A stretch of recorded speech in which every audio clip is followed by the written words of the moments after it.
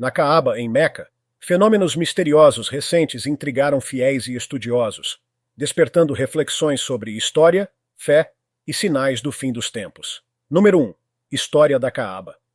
Muito antes do surgimento do Islã, a Caaba já funcionava como um santuário. A tradição islâmica atribui sua construção a Abraão, conhecido como Ibrahim, e seu filho Ismael. Inicialmente, segundo relatos, ela era uma estrutura simples, retangular e sem telhado. Por volta do ano 608 da Era Comum, a tribo dos Coraixitas, que governava Meca, reconstruiu a Caaba. Usaram fileiras alternadas de pedras e madeira, além de erguerem a porta em um nível acima do chão para proteger o santuário de invasores e das enchentes. Será que a destruição e as reconstruções sucessivas da Caaba estão ligadas aos estranhos acontecimentos relatados? O que poderia estar por trás de tantos episódios enigmáticos? Vamos explorar mais sobre a história desse lugar sagrado. No ano 620, o profeta Maomé foi expulso de Meca e encontrou refúgio em Yatrib, hoje conhecida como Medina. Mas quando retornou vitorioso a Meca entre os anos 629 e 630, a Caaba passou a ocupar um papel central no culto muçulmano e nas peregrinações. Até então, a Caaba pré-islâmica guardava a Pedra Negra e várias estátuas de divindades pagãs. Ao reassumir a cidade, Maomé purificou a Caaba, retirando os ídolos e restaurando sua ligação com o monoteísmo de Ibrahim. A Pedra Negra, considerada um presente entregue por Deus a Ibrahim através do anjo Gabriel, é até hoje reverenciada profundamente.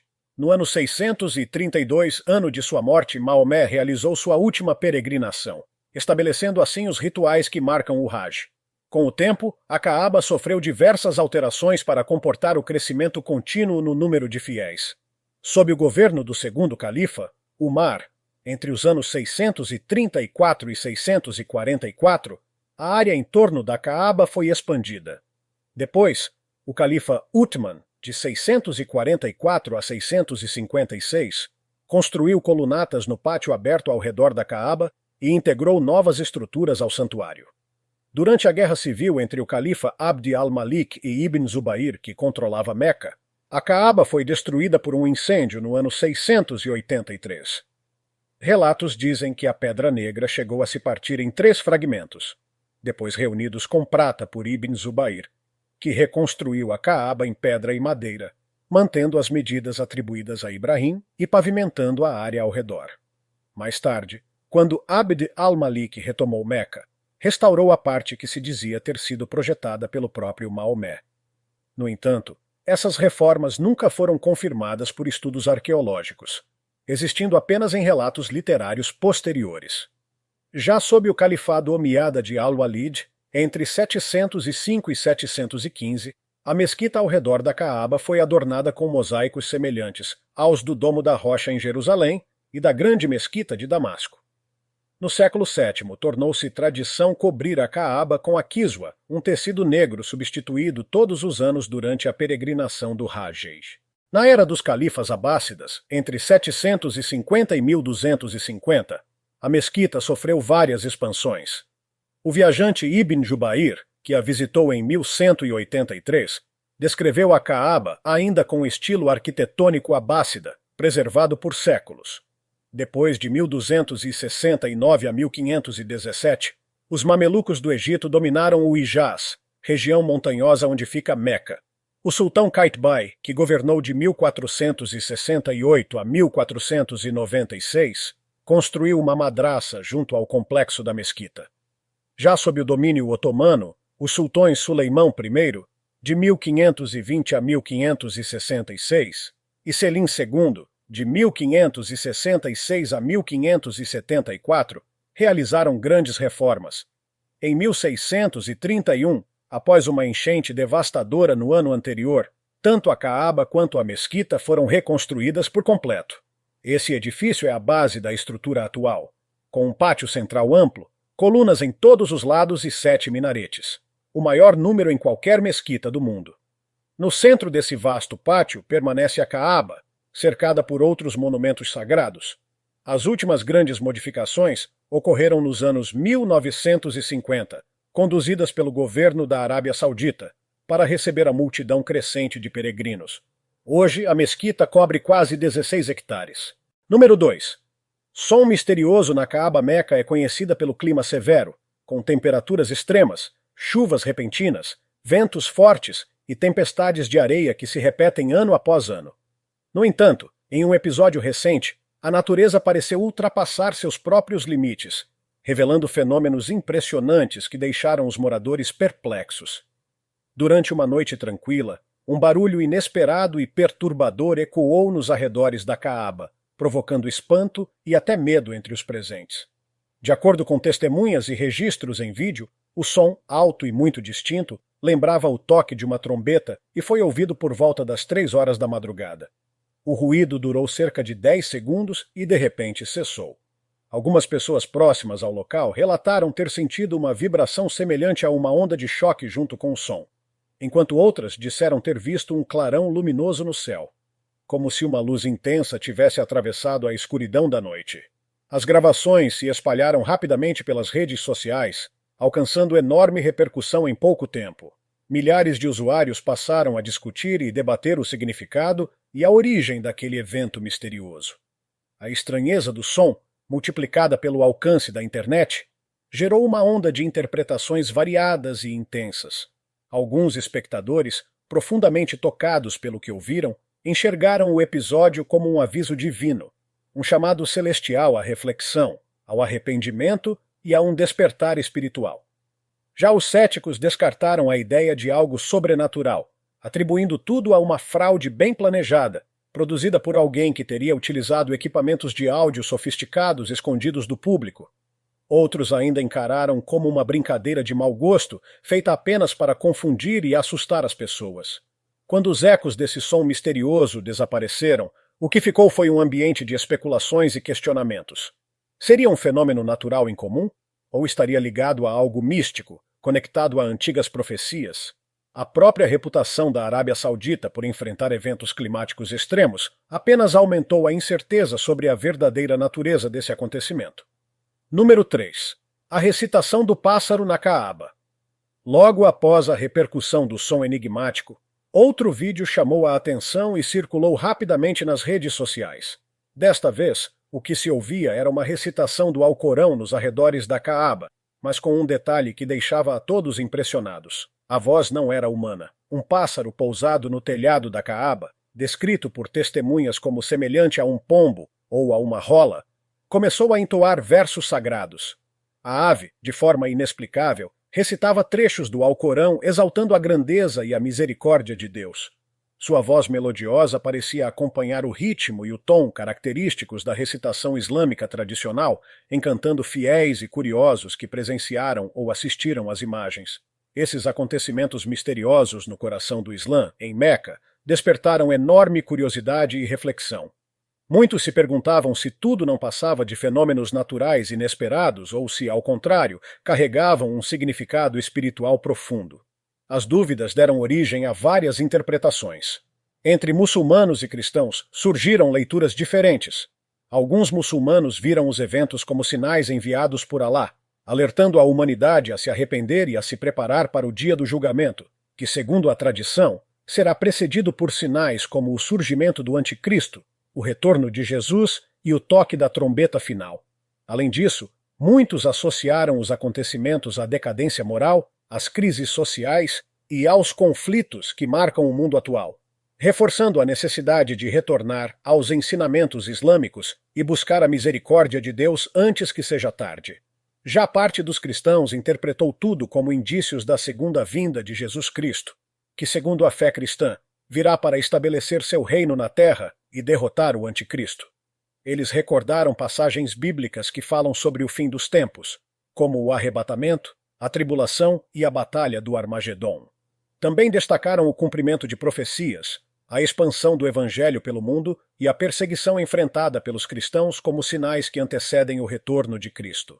Assim, enfatizaram a importância de estar preparado, aceitando Jesus como Senhor e Salvador.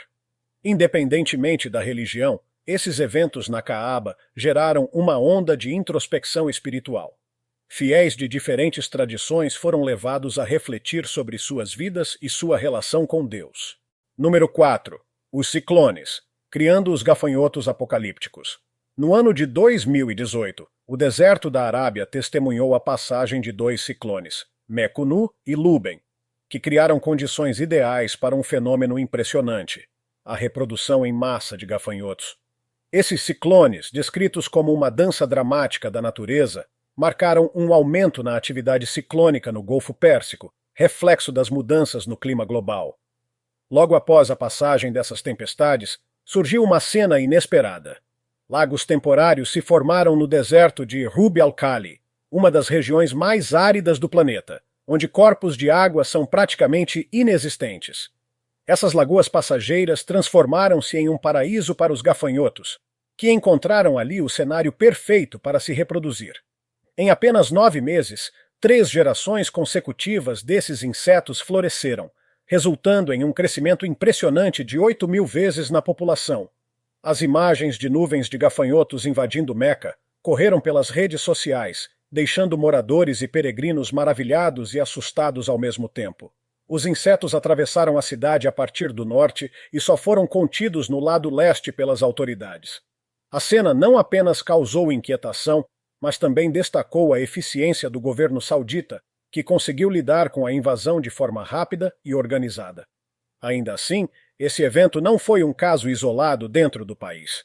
Nos últimos anos, surtos recorrentes de gafanhotos levantaram questionamentos sobre seu real significado, seja no âmbito ambiental ou até espiritual. O clima da Península Arábica mostra cada vez mais mudanças. A frequência e a intensidade dos ciclones aumentaram de forma notável, e isso não é coincidência. Trata-se de um efeito direto das alterações climáticas globais. O aquecimento do Oceano Índico, peça central no sistema climático mundial, mudou os padrões tradicionais de formação de ciclones, intensificando sua presença no Golfo Pérsico. Essas mudanças não só intensificaram tempestades, mas também provocaram chuvas fortes capazes de transformar desertos em paisagens verdes temporárias. Esse cenário tem efeito direto sobre o comportamento dos gafanhotos. Em condições normais, eles vivem de forma solitária, verdes e praticamente inofensivos. Mas quando encontram fartura de vegetação após chuvas abundantes, sofrem uma transformação conhecida como gregarização. Tornam-se maiores, mudam de cor para tons de preto e amarelo e passam a se reunir em bandos. Esse comportamento cria exércitos vorazes, capazes de devorar enormes áreas de vegetação. Com asas mais longas e metabolismo acelerado, eles conseguem percorrer grandes distâncias em busca de alimento e climas favoráveis. Assim, o fenômeno que atingiu Meca mostra não apenas a força destrutiva da natureza, mas também sua impressionante capacidade de adaptação. Não demorou para que muitos se perguntassem: seria apenas um ciclo natural ou haveria um simbolismo maior, especialmente por ter ocorrido em um dos lugares mais sagrados do planeta? Essa reflexão une ciência, espiritualidade e meio ambiente em uma narrativa que continua a intrigar. Número 5. O enxame colossal de gafanhotos apocalípticos. Em meio a essa atmosfera misteriosa, a Caaba, símbolo de devoção, tornou-se cenário de um novo episódio surpreendente durante o sagrado mês do Ramadã. Uma multidão de gafanhotos desceu sobre Meca, interrompendo a serenidade do local mais sagrado do Islã. A cena parecia saída de um relato apocalíptico. A imponente mesquita sagrada, com sua arquitetura monumental e profundo valor espiritual, ficou envolta em um espetáculo surreal. Os insetos, identificados como gafanhotos migratórios negros, tomaram os arredores da cidade e criaram uma sensação de ameaça palpável. Fiéis e trabalhadores que limpavam o espaço foram surpreendidos pelo enxame, que trouxe desconforto e medo a um local que, normalmente, inspira paz e espiritualidade. A grande questão que todos se faziam era: o que poderia ter provocado uma invasão tão massiva justamente em Meca?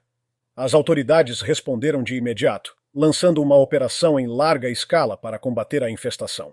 De acordo com reportagens como a do jornal The Times of Israel, 22 equipes especializadas, totalizando 1.338 trabalhadores, foram mobilizadas para limpar o local. A ação rápida tinha como objetivo proteger os peregrinos e preservar a santidade do santuário. Essa crise inesperada se transformou em uma verdadeira batalha para manter a ordem e a pureza do espaço sagrado. Mas ao mesmo tempo revelou o lado fascinante do ciclo de vida dos gafanhotos. Em períodos de seca, eles permanecem isolados, mas após fortes chuvas o solo úmido favorece a postura de ovos e o surgimento de vegetação abundante, que alimenta os novos enxames. O fenômeno da gregarização se destacou novamente. Insetos antes solitários e verdes transformaram-se em criaturas pretas e amarelas, de comportamento coletivo e voraz, formando enxames gigantescos. Com asas mais longas, tornaram-se capazes de percorrer centenas de quilômetros em busca de alimento, ampliando seu impacto em regiões inteiras. Esse espetáculo natural, ocorrido no coração de Meca, despertou tanto reflexões científicas quanto religiosas. Muitos lembraram que gafanhotos aparecem em textos sagrados como o Alcorão e a Bíblia, frequentemente como sinais de punição divina. Na Bíblia, por exemplo, o livro do Êxodo relata a 8ª praga enviada contra o Egito, quando nuvens de gafanhotos devastaram as colheitas como castigo pela recusa do faraó em libertar os israelitas. O profeta Joel também fala sobre uma praga de gafanhotos que anunciaria o dia do Senhor, um período de julgamento divino. Esses paralelos levantaram questões sobre a dimensão simbólica da invasão em Meca. Seria apenas um ciclo natural marcado pelas mudanças climáticas? Ou teria também um caráter espiritual, lembrando a humanidade de sua fragilidade diante do poder divino? Número 6. O céu noturno brilhante e misterioso. Em uma noite que ficaria marcada para sempre na memória dos fiéis, um fenômeno celestial de grande mistério tomou conta do céu acima da Caaba. A abóbada celeste começou a cintilar com um brilho incomum, quase etéreo, deixando peregrinos e moradores de Meca completamente hipnotizados. A atmosfera parecia carregar uma energia inexplicável, como se o próprio universo estivesse se preparando para algo grandioso. Quando o relógio marcou meia-noite, uma luz radiante começou a envolver a Caaba, atraindo os olhares como chamas que seduzem mariposas. Um zumbido suave ecoava no ar, em sintonia com os corações acelerados dos presentes, enquanto toda a cidade parecia suspensa em expectativa silenciosa. De repente, as portas da Caaba se abriram lentamente, revelando um feixe de luz tão intenso que ofuscava os olhos. O espanto se espalhou em forma de suspiros e exclamações, enquanto notícias e imagens do fenômeno se propagavam rapidamente pelas redes sociais, alcançando pessoas de todas as culturas e religiões. Testemunhas afirmaram ter visto figuras vestidas com mantos resplandecentes emergindo de dentro da estrutura sagrada, irradiando uma presença serena e ao mesmo tempo sobrenatural. Esses seres não se comunicavam por palavras, mas através de uma conexão profunda e luminosa, capaz de transcender idiomas. A mensagem transmitida era de unidade, amor e da interdependência de toda a humanidade. O mundo inteiro observava com reverência, enquanto imagens e vídeos capturados naquela noite se espalhavam pela internet, documentando um evento sem precedentes. Líderes políticos, estudiosos de religião e cientistas se debruçaram sobre o caso, tentando compreender o significado de tal manifestação. Enquanto teorias da conspiração surgiam e teólogos discutiam intensamente, as figuras misteriosas continuavam transmitindo ensinamentos. Seus discursos, cheios de sabedoria, abordavam os maiores problemas do mundo, oferecendo soluções e reflexões que iam muito além da compreensão humana. Com o passar dos dias e semanas, os efeitos do fenômeno foram sentidos no planeta inteiro. Conflitos armados cessaram, fronteiras se tornaram mais flexíveis e nações começaram a se unir em torno de objetivos comuns. Inspirados por aquela visitação na Caaba, cientistas e pesquisadores de diferentes áreas uniram forças para combater problemas urgentes como a mudança climática, a pobreza e as doenças. O mundo, antes dividido por disputas políticas, religiosas e econômicas, experimentava um despertar de cooperação e fraternidade. O episódio da Caaba se tornou um divisor de águas, cujo impacto reverberou ao longo da história como um legado de união. Eventualmente, as figuras luminosas retornaram ao reino celestial, deixando a Caaba novamente em seu estado tradicional. Mas a transformação que deixaram foi eterna. Corações e mentes carregavam a lembrança viva daquela noite em que o sagrado se abriu para a humanidade. O episódio se tornou lenda, um símbolo de esperança que transcendeu barreiras religiosas e culturais, lembrando a todos que, diante do desconhecido, o amor e a unidade podem iluminar o caminho. Número 7. Os fins dos tempos. Entre os sinais do fim dos tempos, no Islã, está previsto o momento em que a Caaba será destruída, conforme relatado em Hadiths. No Islã, o dia do juízo, chamado de Yawm ad-Din em árabe, é o instante em que todas as pessoas serão ressuscitadas por Alá para prestar contas de suas ações. Cada indivíduo será avaliado e seu destino eterno definido. O paraíso, chamado de Jannah, ou o inferno, conhecido como Jahannam. A crença no dia do juízo é um dos 6 pilares da fé islâmica, essencial para todos os muçulmanos. Contudo, as interpretações sobre os sinais do fim dos tempos variam bastante, tanto em relação ao Alcorão quanto aos hadiths. Entre os sinais, destacam-se a degradação da moralidade, o colapso da ordem natural e o surgimento de figuras messiânicas como o Mahdi e Jesus, que representarão a vitória final dos fiéis. Esse período é descrito como uma era de decadência espiritual, marcada pela disseminação de vícios como música excessiva, consumo de álcool, usura, relações homossexuais e fornicação, fatores que levariam à deterioração da sociedade. O próprio planeta passaria por destruição. Mas, em meio ao caos, Jesus, chamado Isa, e o Mahdi seriam os responsáveis por derrotar o anticristo, conhecido como Al-Dajjal. Gog e Magog, povos poderosos e caóticos, também seriam eliminados por Alá, restabelecendo a justiça e a lei divina na Terra. As divergências entre estudiosos muçulmanos são grandes. Quem derrotará o Dajjal? Será o Mahdi ou Jesus? O Mahdi e Jesus trabalharão juntos ou seriam, na verdade, a mesma figura? Quanto tempo durarão seus reinados? E o que acontecerá ao mundo após sua morte? A literatura islâmica apresenta estimativas variadas e muitas vezes contraditórias.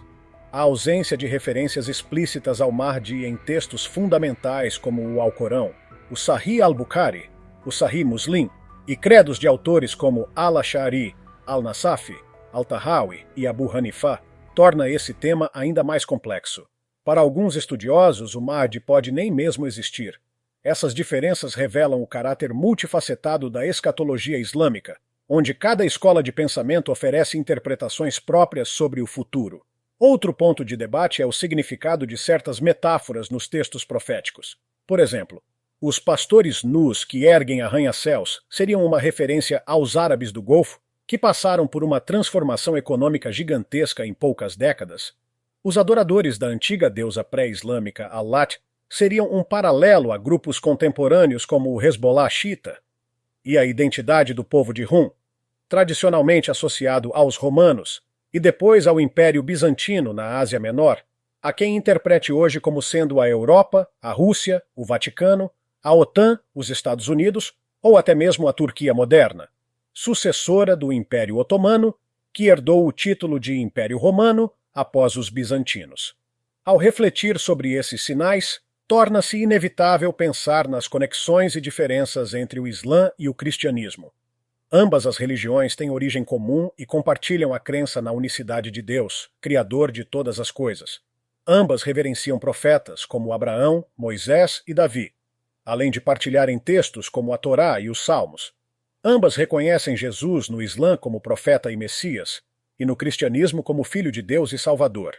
E ambas aspiram a um mundo marcado pela justiça e pela manifestação da glória divina. No entanto, também existem diferenças fundamentais: a visão sobre a natureza e a missão de Jesus, a autoridade dos textos sagrados, os caminhos para a salvação, as práticas religiosas e os princípios éticos que guiam cada fé. Essas divergências, infelizmente, muitas vezes deram origem a conflitos e perseguições. Por isso, a responsabilidade da humanidade é cultivar a compreensão mútua, valorizando a diversidade espiritual como uma riqueza e não como motivo de discórdia. O diálogo deve buscar pontos de convergência e incentivar cooperação em benefício de todos. Acima de tudo, cabe lembrar que o julgamento final pertence apenas a Deus, que conhece os corações e intenções de cada ser humano. Tanto o Alcorão quanto a Bíblia destacam a sabedoria divina presente no funcionamento do universo e conclamam seus seguidores a viverem em santidade, aguardando a promessa de uma nova ordem regida pela justiça e pelo amor divinos. Número 8. O Hadith e a destruição da Kaaba. De acordo com os Hadiths, um dos sinais finais que anunciarão o dia da ressurreição será a destruição da Kaaba, o santuário mais sagrado do Islã, localizado em Meca. O responsável por esse ato é identificado como Dul Suwayqatain, um homem da Abissínia, atual Etiópia. Ele destruirá a Caaba com a intenção de roubar sua cobertura sagrada, a Kiswa, e seus tesouros. Esse episódio ocorrerá quando não houver mais muçulmanos verdadeiramente fiéis sobre a terra. Na interpretação da Surata Al-Anbiya, capítulo 21, versículo 96 do Alcorão, que menciona o episódio de Gog e Magog, chamados Yajuj e Majuj, está indicado que Dul Suwayqatain surgirá durante a época do profeta Isa, também conhecido como Jesus, filho de Maria. O profeta Isa, segundo a tradição, liderará um exército formado por 700 a 800 soldados muçulmanos para enfrentar Dul Suwayqatain. Nesse momento, Alá enviará um vento vindo da direção do Iêmen, que levará a alma de todos os muçulmanos devotos que ainda estiverem vivos. Restarão apenas pessoas corrompidas moralmente, que viverão em decadência, entregues a comportamentos desumanos, como a promiscuidade desenfreada. De acordo com o relato de Ka'b, será nesse período que a hora da ressurreição se tornará iminente. Assim, os relatos sobre a Caaba, os sinais misteriosos que surgem ao seu redor, a destruição profetizada nos hadiths e a liberação de Gog e Magog compõem uma narrativa que mistura história, espiritualidade e expectativa pelo fim dos tempos. Para os fiéis, tudo isso não é apenas um conjunto de lendas ou profecias distantes, mas lembretes da fragilidade da humanidade diante do poder divino e da necessidade de viver em retidão antes que chegue o dia do juízo. Se tiver gostado do vídeo, deixe seu like e inscreva-se em nosso canal para acompanhar todas as novidades. Te encontro em um desses vídeos que estão aparecendo agora na sua tela. Cuidem-se, pessoal!